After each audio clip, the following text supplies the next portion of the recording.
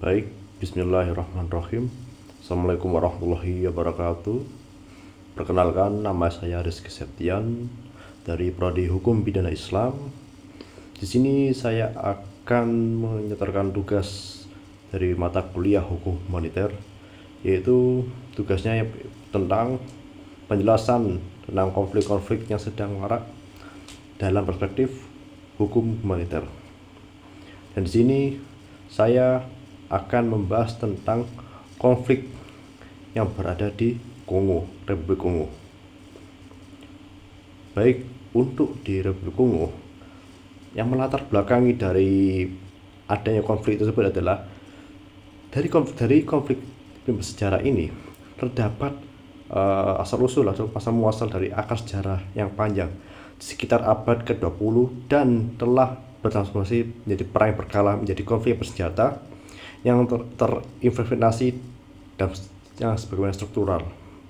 Beberapa faktor utama yang dari penyebab konflik itu adalah warisan kolonial dan keterangan etnis, yaitu pada masa kolonial batas wilayah dibuat tanpa memperhatikan perbedaan historis serta dan keberatan antar komunitas, sehingga banyak kelompok etnis yang berbeda-beda dipaksakan berada di dalam satu negara.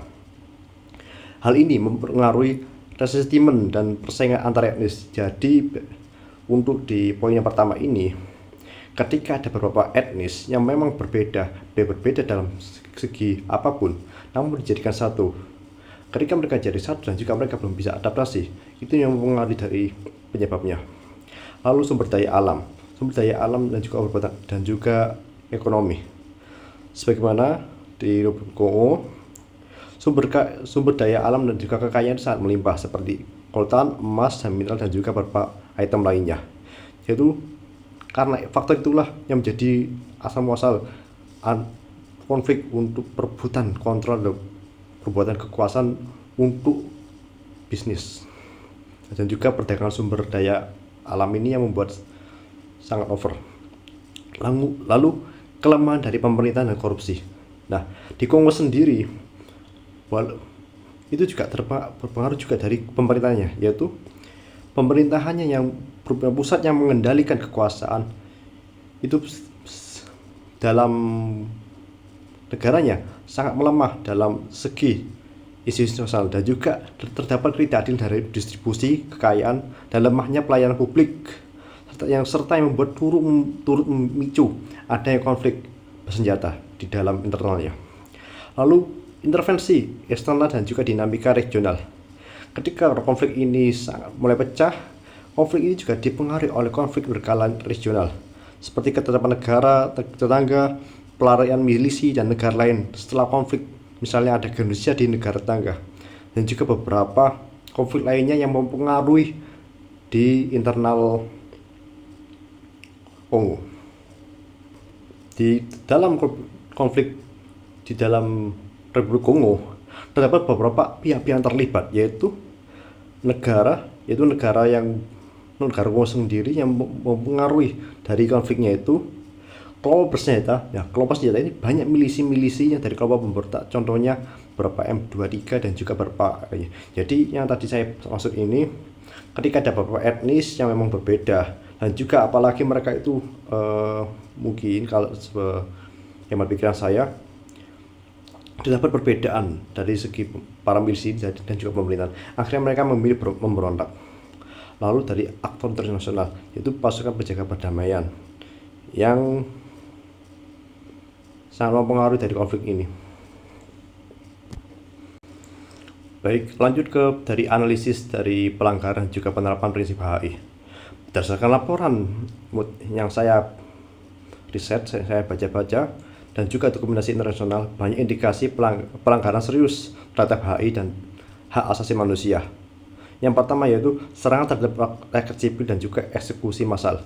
Misalnya seperti peristiwa Kinshasa Massacre yang terjadi pada tahun 2022, di mana kelompok M23 itu mengeksekusi ratusan warga sipil di daerah North Kivu.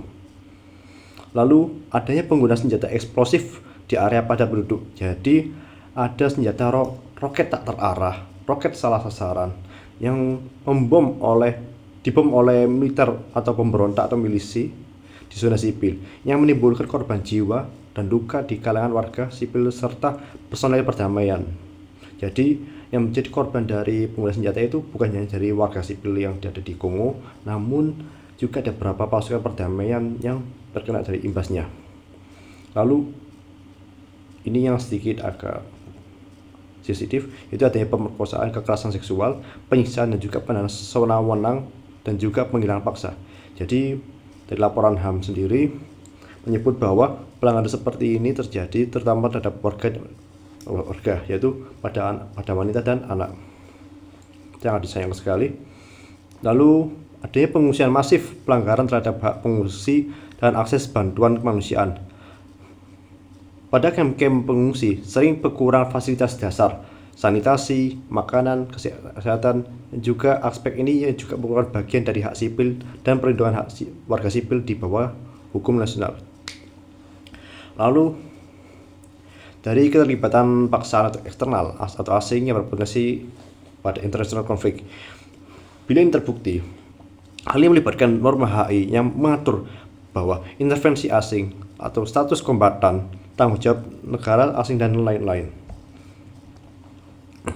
Dengan demikian, pada perspektif HI, banyak pelanggaran yang terhadap prinsip-prinsip HI, itu sebagaimana yang diatur dalam HI, perlindungan warga sipil, perlakuan terhadap awanan atau sipil, pembatasan dan cara menggunakan alat perang, lalu hak dari pengungsi dan beberapa hal-hal lain yang dilindungi dari HI, serta yang menurut hukum internasional dapat dikualifikasikan sebagai kejahatan serius atau war crimes atau crimes against humanity.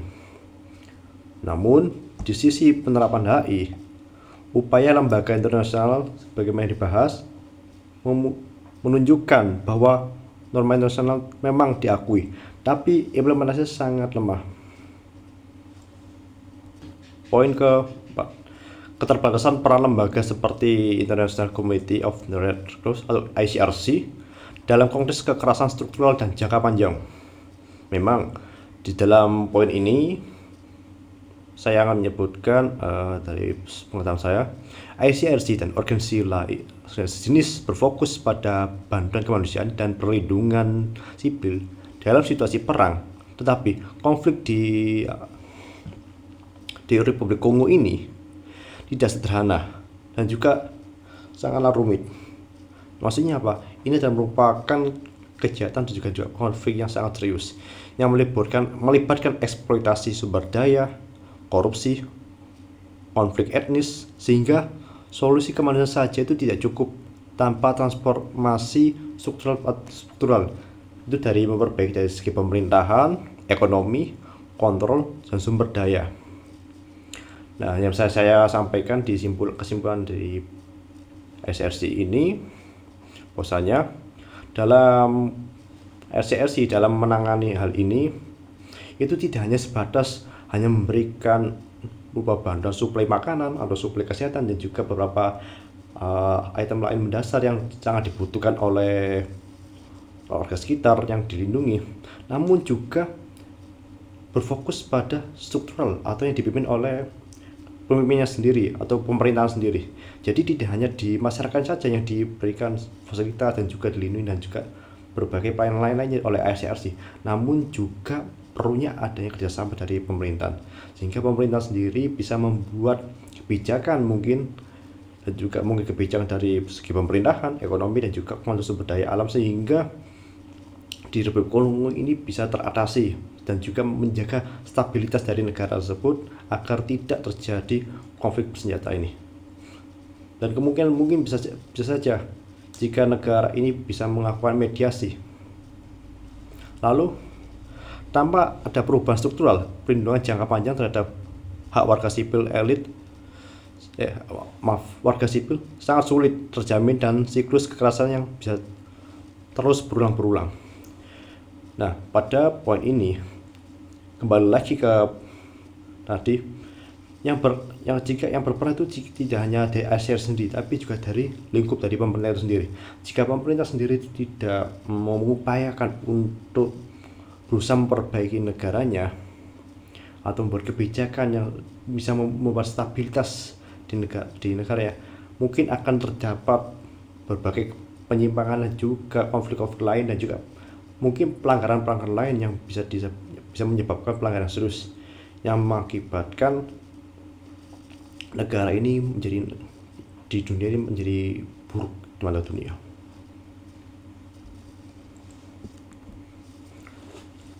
Baik, ke tahap kesimpulan.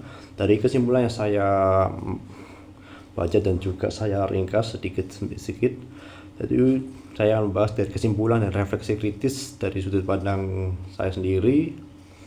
Mungkin dari konflik ini bisa menjadi contoh yang tragis bagaimana kegagalan dari institusi nasional atau pemerintah itu sendiri, penyalahgunaan sumber daya alam, dan intervensi geopolitik yang bisa menjebak warga sipil dalam penderitaan yang panjang, sekaligus menunjukkan batas kemampuan hukum internasional bila tidak didukung implementasi nyata dan politik global yang konsisten.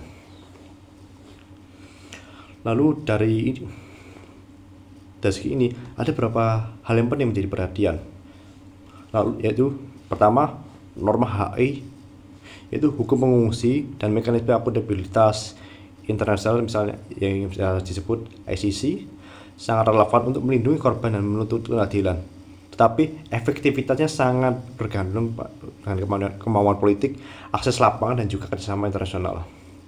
Lalu yang kedua, yaitu perlindungan sipil dan HAM. Tidak cukup jika tidak ada upaya dari perbaikan struktural, pemerintahan yang transparan, distribusi yang adil dan cukup dalam mengolah sumber daya alam, dan juga adanya resolusi konflik etnis dan juga regulasi terhadap eksplorasi mineral. Lalu yang terakhir adalah dunia internasional, yaitu ini sangat penting juga, itu termasuk dari masyarakat semua yang secara global, komunitas internasional, hukum memiliki tanggung jawab moral dan hukum untuk mendesak implementasi prinsip non-intervensi, dan juga dalam pengelolaan sumber daya yang adil, dan juga penghormatan HAM di negara seperti Kongo ini sedang berkonflik. Dan juga dari saya sendiri, kembali lagi, jika dari peraturan di HI ini, jika tidak ada implementasi atau tidak ada pengaplikasian dari pemerintah sendiri, maka itu tidak akan berjalan dengan baik. Jika Republik Kongo ingin memperbaiki stabilitas dari negaranya, dan juga ketika HI sudah mengatur dari perlindungan warga sipil, melindungi hak-haknya, jika itu tidak diterapkan, maka sama saja itu tidak menaati dan juga termasuk dalam pelanggaran HAM. Mungkin itu saja dari saya. Sekian, wabillahi taufiq wal hidayah. Assalamualaikum warahmatullahi wabarakatuh.